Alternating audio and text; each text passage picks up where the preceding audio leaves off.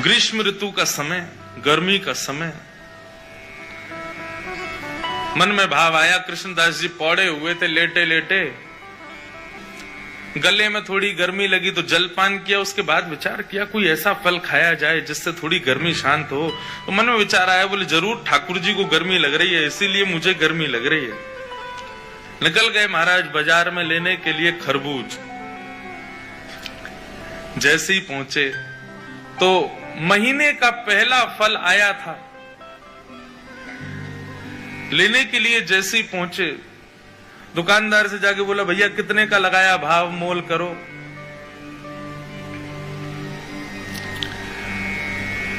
दुकानदार ने जो भी भाव था उसका 1 रुपया 2 रुपया बताया। बोले इतने का है, लो।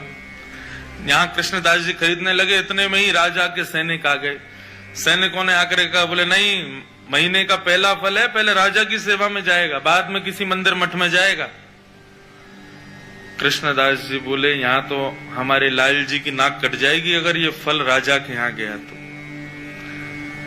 महीने का पहला फल है, ठाकुर जी की सेवा में जाना चाहिए। अब इनको प्रवचन क्या सुनाऊं मैं?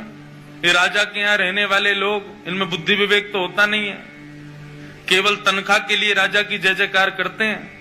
हमारे यहां तनख्वाह थोड़ी देते हैं ठाकुर जी, हम तो फिर भी जय जयकार करते हैं। ये राजा के लोग, इसको क्या समझाऊं मैं? कृष्णदास जी उनको समझाते तो बात बिगड़ जाती। कृष्णदास जी ने बोला भैया देखो, पहले हम आए तो हमको देना चाहिए। दुकानदार बोला पहले आप आए हो, लेकिन अगर इनको नहीं दिया तो ये दंड दे सकते हैं मुझे, राजा के लोग हैं, मैं तो इन्हीं को दूंगा। कृष्णदास जी बोले अगर हम तुमको दुगना रुपया दें तो? 1-2 रुपए की चीज की अगर हम 5 रुपए दें तो भी नहीं दोगे? तो उसका मन थोड़ा लोभ में आ गया। उसने कहा भैया देखो, आप भले ही राजा के यहाँ से, लेकिन राजा सबका भला चाहता है ना। अगर इनकी वजह से मेरे घर की रोटी बढ़िया आ जाए तो फिर मैं